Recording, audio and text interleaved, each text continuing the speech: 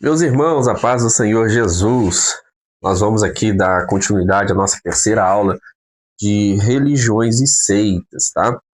Então eu aconselho você aí a ficar de posse do seu livro, o qual você recebeu na sua casa, e se você ainda está assistindo essa aula e não ingressou no curso com a gente, tá? Entre em contato com a gente, que dá tempo ainda, tá? Que Deus te abençoe. Bom, religiões e seitas. Na primeira aula eu expliquei sobre o que é religião, o que é seita. Na segunda aula, o segundo vídeo, eu expliquei em detalhes sobre o que é heresia. Porém, desta vez nós vamos falar ou tratar da primeira seita apresentada no nosso livro Paulo, no nosso seminário teológico, Paulo Leivas Macalão. E a primeira seita, no qual eu vou tratar nesse livro, é a respeito do catolicismo romano. Isso, o catolicismo é seita. Não sei se você lembra, mas se não lembra, deixa eu repetir. Seita é tudo aquilo que não tem Jesus como centro e a Bíblia como direcionador, como regra de conduta e fé, como o seu guia de fé, né? Tudo que não tem a Bíblia como a sua prova de fé e não tem Jesus como seu centro é considerado seita, porque a verdadeira religião tem Jesus como centro e segue os princípios bíblicos. E a primeira seita que nós vamos tratar hoje, ou a seita que vamos tratar hoje, que não tem Jesus como centro, por mais que diga que tem, mas não tem Jesus como centro, e não tem a Bíblia como o seu direcionador, como seu guia, é o catolicismo, tá? O catolicismo romano, principalmente. Bom, como foi fundado e quando foi fundado o catolicismo romano? Se você perguntar para um padre quando o catolicismo foi fundado, ele vai basear a sua ideia no texto de Mateus, onde Jesus ele vira para Pedro e vira para Simão, muda o nome de Simão para Pedro e diz, né, Pedro, sobre esta pedra edificarei a minha igreja. E a igreja católica, inclusive, afirma que Pedro foi o primeiro papa da igreja. Mas isso é absurdo, né? Por quê? Porque dentro deste contexto, quando Jesus diz pedra, ele não estava fazendo referência a Pedro. Ele está fazendo referência à afirmação feita por Pedro. Igual que foi a afirmação nos versículos anteriores, né? Jesus pergunta, o que vocês acham que eu sou, né? E os discípulos dizem, muitas pessoas estão dizendo que o Senhor é Elias, entre outros profetas, e Jesus então pergunta, mas vocês, quem eu sou para vocês? Então Pedro responde, Pedro, Jesus, nós sabemos que tu é Cristo, o Filho do Deus vivo. E sobre esta afirmação, então, Jesus decide mudar o nome de Pedro e diz, o nome de Simão, e diz, Simão, eu te digo que a partir de agora você será Cefas, em aramaico, ou Pedro, em hebraico, né? E sobre esta pedra, ou seja, sobre essa afirmação de que eu sou Cristo, Filho do Deus vivo, eu edificarei a minha igreja. Então, a igreja edificada aqui foi edificada sobre Jesus e Pedro não foi o primeiro papa, foi só um discípulo, um apóstolo de Cristo Jesus. Tanto é verdade que depois que Jesus foi assunto no céu, e os apóstolos deu continuidade à propagação do evangelho, né, e começou a abrir igrejas, formar igrejas por onde eles passavam, esse evangelho, essa religião, em grande parte, foi conhecido como o caminho. Paulo, quando ele pregava em Éfeso, as pessoas falavam que Paulo pregava a respeito da religião conhecida como o caminho, ok? Então, essa religião não tinha nada de católica, não tinha nada de romana, tinha sim de apostólica. Por quê? Porque eles perseveravam na doutrina dos apóstolos, né? Todas as igrejas cujo qual os apóstolos foram abrindo, principalmente Paulo, por onde eles passavam, eles perseveravam na doutrina dos apóstolos, né? E isso foi até no ano 323 depois de Cristo, né? E já eu explico por que isso. E a igreja, durante todo este período, ela foi muito perseguida. Além de ser perseguida, muitos hereges também, ou heréticos, se levantaram contra a igreja, que era conhecida como Igreja Apostólica, ou o Caminho, durante todo este período. Inclusive, o livro fala aí que um dos hereges que se levantou nesse tempo foi Severino, né, bispo de Roma, que no ano 1197 ele se levantou, ele questionava a respeito da divindade de Cristo Jesus. Ele não negava por completo, mas questionava essa divindade. Por que que não chegou no ponto de negar, ou por que não teve crescimento? Porque a igreja, ela seguia os princípios e perseveravam na doutrina dos apóstolos. Então era uma igreja muito bem fundamentalizada, uma igreja muito firme em Cristo Jesus. Então, todas essas heresias que se levantaram durante este período não teve sucesso. Pelo contrário, elas caíram por terra muito rapidamente. Por quê? Porque a igreja seguia um só propósito, que era a doutrina dos apóstolos, ok? Porque depois que os apóstolos morreram e a igreja deu continuidade até no ano 323 depois de Cristo, a igreja seguia a doutrina dos apóstolos, eram firmes na doutrina dos apóstolos, ok? E a igreja, durante este período, era uma igreja autônoma, tá?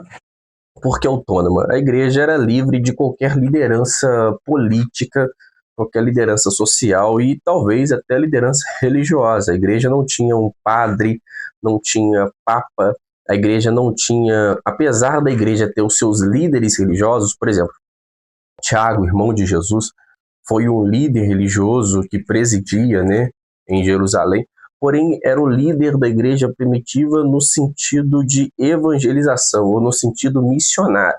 Ele enviava os apóstolos para propagar o evangelho, enviava os diáconos para ir em outros lugares pregar o evangelho, porém não era líder das determinadas igrejas em outros lugares. Por quê? Porque as igrejas eram autônomas. Depois de abertas, as igrejas perseveravam na doutrina dos apóstolos, mas não, elas respeitavam os apóstolos, honravam os seus líderes religiosos, porém a igreja não era submetida à liderança política, social ou religiosa, ok? E era muito perseguida, né? Inclusive você vê na Bíblia que os apóstolos eles se alegravam com as perseguições. A igreja era muito perseguida durante todo este período. Era perseguida principalmente pelo Império Romano. Os cristãos eram violentados, eram torturados, os cristãos eram mortos, né, eram perseguidos. Ninguém podia falar o nome de Jesus. Falava o nome de Jesus, podia morrer em praça pública na presença de todos, sem julgamento algum. De tanto que esta religião, conhecida como apostólica, ou o caminho, que era a Igreja de Cristo, era perseguida, ok? Aí no ano 323, um imperador, conhecido como Constantino, decidiu se converter ao Evangelho de Cristo Jesus. E até hoje a sua conversão é questionável, tá? Por quê? Porque durante todo este período o Império Romano tentou acabar com o cristianismo, tentou acabar com a igreja. Porém, de certa forma, não conseguiu, porque quanto mais perseguiu os cristãos, mais eles cresciam, mais eles ficavam numerosos, mais igrejas eram abertas, né? E Roma começou a perder o controle das pessoas, de tanta gente que estava se convertendo ao cristianismo.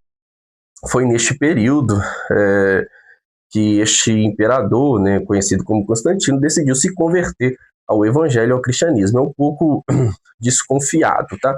Por quê? Porque a partir deste período o Império Romano começou a crescer de forma poderosa. Por quê? Porque o Império Romano começou a usar a igreja para controlar as pessoas. Como eles estavam perdendo o controle das pessoas, começaram a usar a igreja para controlar as pessoas. É interessante ressaltar que Constantino, ele estabeleceu muitos privilégios para a igreja.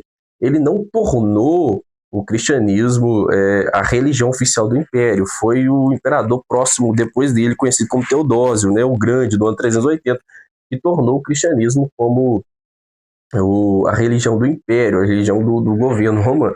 Porém, ele foi neste período que ele começou a construir igrejas. Antes os cristãos se escondiam para se reunirem, né? A partir daí começaram a ter construção de igrejas, de templos, né, em todos os lugares. Muitas influências política, religiosa, militar foi liberado para a igreja. Foi neste período que começou a intitularização ou a instituição de padres, tá? E esses padres começaram a ter influências tanto religiosas como políticas. Então, Roma conseguiu controlar toda a multidão e todas as pessoas por meio da igreja. Então, é um pouco questionável essa conversão do imperador Constantino para o cristianismo, ok? Por quê? Porque ele começou a ter muita influência religiosa na época. Tanto é que a igreja controlou toda a Europa, e nós vamos explicar nesse vídeo, por mais de 1000 anos, né? Mil, desde o ano 380, né? 323, 380, quando se tornou a religião oficial do Império, até no ano 1546, mais ou menos, que foi quando Lutero decidiu realizar a reforma protestante. Durante todo esse período, a igreja controlou todo o Império Romano, controlou todas as pessoas por meio do cristianismo, por meio do evangelho. E a partir daí, muitos pagãos começaram a se converter ao cristianismo também, e trazendo consigo as suas determinadas culturas para o cristianismo. E foi aí, neste momento, que a igreja mudou o nome, né? A igreja passou a ser chamada Igreja Católica Apostólica Romana, e então a igreja começou a pegar algumas dessas ideias pagãs, algumas dessas ideias de outras religiões ou de seitas e trazer para dentro da igreja. Ideias que não é apresentada pela Bíblia, não é comprovada pela Bíblia, não é mostrada pela Bíblia, mas satisfaz apenas a tradição, satisfaz apenas o ego das pessoas e não mostra aquilo que realmente é dentro da palavra de Deus. Inclusive, o nosso livro aí na página 13, ele fala de algumas dessas questões, né? Por exemplo, no ano 400, instituísse a oração pelos mortos e o sinal da cruz feita no ar, né? Uma das grandes heresias que existe no catolicismo é a oração para os mortos, né? Sabemos que depois que a pessoa morre, toda a chance que ela tinha acabou. Nós temos chance de ir para o céu somente quando nós estamos vivos, mas depois que a gente morre, a gente vai ser julgado pelo nosso tempo aqui na vida, não pelo tempo que a gente morreu, porque depois que a gente morreu, acabou, né? Toda a nossa esperança acabou, né? Quem fez o que fez enquanto estava vivo, fez, né? Depois que morreu, simplesmente o seu destino já foi decidido. Então a oração pelos mortos ou pelo quem já morreu já não tem mais, né? Uma das coisas instituídas e foi trazidas dos movimentos paganistas, né, para a Igreja Católica, inclusive foi até o purgatório, que sabemos que não existe depois que a pessoa morre. Ou a pessoa vai para o paraíso ou a pessoa vai para o inferno, mas purgatório não existe. Por quê? Porque o destino da pessoa já foi decidido depois que ela morreu. E uma das coisas muito...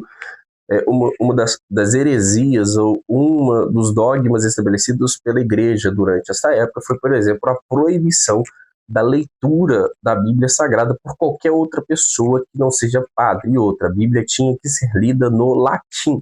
Por que eles proibiram isso? Porque eles sabiam, né, tem quase ou total certeza, eles sabiam que muitas teorias e dogmas apresentadas pela igreja estavam indo ao contrário à Bíblia Sagrada. Então as pessoas não poderiam ler a Bíblia, porque se elas lessem a Bíblia, elas iam perceber o quão errado está a igreja e então iria causar uma grande revolta. Então, com o propósito de controlar as pessoas, a igreja, juntamente com o Império Romano, proibiu a leitura da Bíblia por qualquer um, a não ser o Papa e o padre da igreja, ok? Outra coisa importante, que é uma das maiores heresias que existe, né, na Igreja Católica, é, por exemplo, a idolatria, né, que é muito vista durante a igreja. É claro que se você perguntar para o padre se eles idolatram, adoram imagens, eles vão separar isso em 3 coisas, ou 3 ideias. A primeira é latria, a segunda é dulia, e a terceira é hiperdulia. Latria fala de adoração, né? O padre fala que a adoração ou a latria é somente a Deus e a Santíssima Trindade. Dulia fala de reverência, e eles falam que eles não latriam, não adoram os santos, mas reverenciam os santos por suas obras, por aquilo que eles fizeram. E existe a hiperdulia, que é uma reverência muito, muito, muito superior, e essa hiperdulia somente é dada para a Maria. E sabemos que na prática não é isso, né? Na prática não é reverência separada de adoração. Tudo é adoração, tudo é idolatria. As pessoas que servem a essa seita decidem, inclusive, fazer um pedido ou uma oração para um santo do que para o próprio Deus. Decide fazer um pedido, um clamor para Maria do que para o próprio Deus. Então, tudo, no final das contas, vira idolatria. Ok? Então, essa é um dos pontos muito cruciais também, heresias pregadas na igreja, é inclusive a venda de indulgências, mostrando que a salvação é por meio das obras, né? Foi até um motivo pelo qual Martinho Lutero decidiu dar início à reforma protestante no ano 1540 e alguma coisa, ou 1550, não lembro muito de qual agora.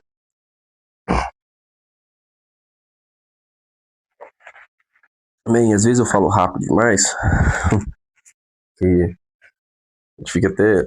E uma das coisas que é pregado, inclusive, na Igreja Católica, é que Maria morreu virgem, né?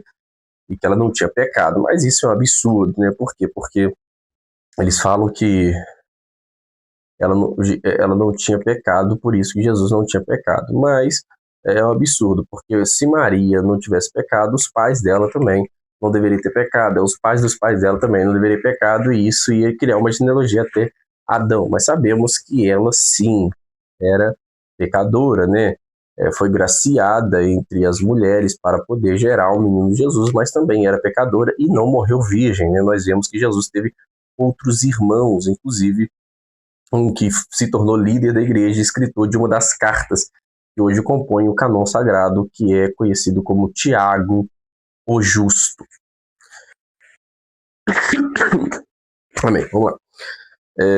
Porém, é uma religião falsa, ok?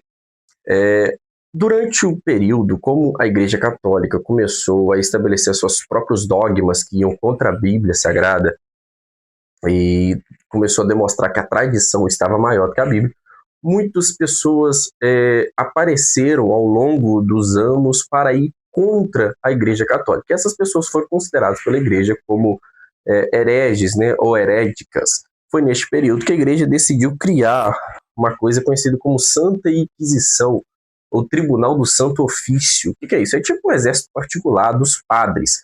Eram homens muito bem preparados e treinados e tinham um único propósito: ir contra, perseguir os hereges, todo aquele que vai contra a Igreja Católica, todo aquele que ia contra os dogmas, a tradição da Igreja Católica, era perseguido pela Santa Inquisição.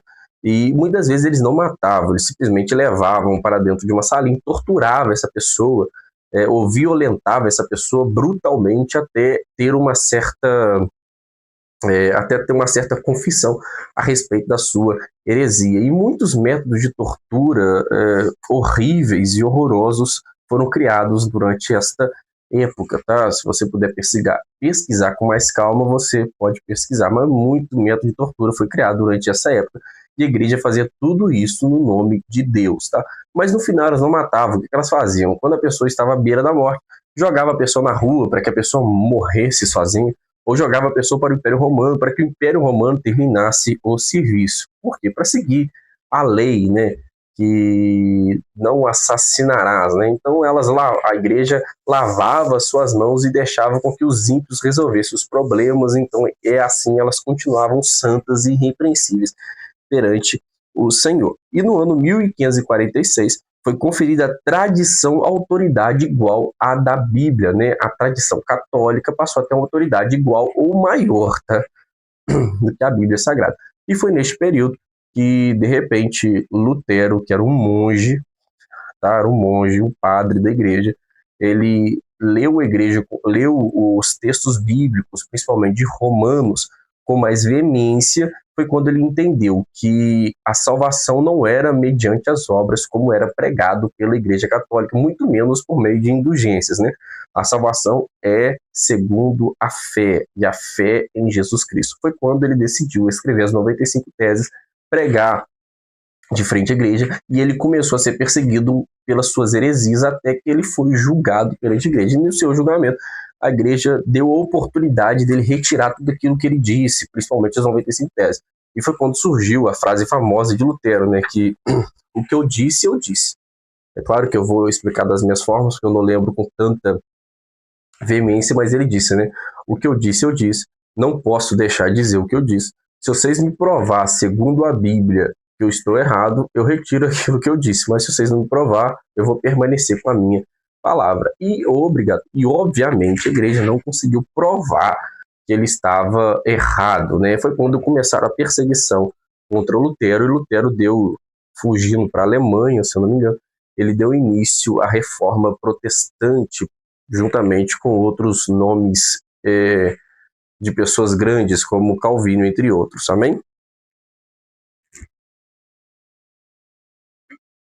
Hoje, a Igreja Católica usa do ecumenismo, né?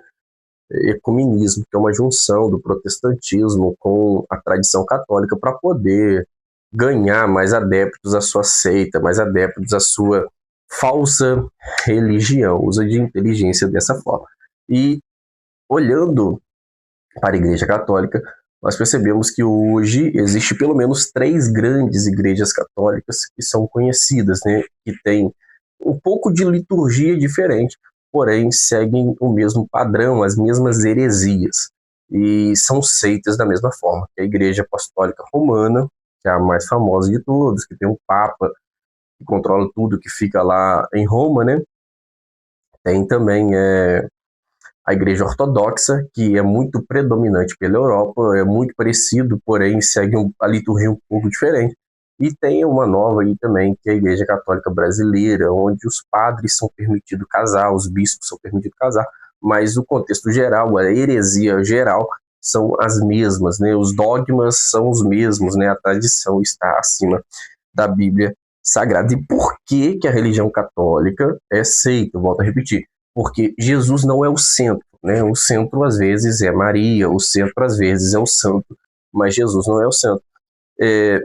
Eles vão totalmente contra os princípios bíblicos, né? Pregando respeito da oração pelos mortos, pregando respeito do purgatório, pregando a respeito da hiperdulia para Maria, pregando a respeito da salvação por meio das obras. Se você obedecer ao padre, se você viver de acordo com aquilo que a tradição te apresenta, você vai ser salvo. Porém, se você ir contra essa tradição, você não será salvo. Mas sabemos que a salvação é por meio da fé em Cristo Jesus. E a religião verdadeira é a religião que tem Jesus como centro. Eu acredito que a salvação veio por meio da fé em Cristo Jesus e não através das obras. E tem a Bíblia como a sua regra de conduta e fé, ok? E exatamente é isso que nós temos para a aula de hoje. Na próxima aula nós vamos explicar a respeito de outra seita, que é o Espiritismo, tanto o baixo Espiritismo como o Espiritismo comum, quanto também o Espiritismo kardecista. Então eu te espero na próxima aula. Deus te abençoe em nome de Jesus.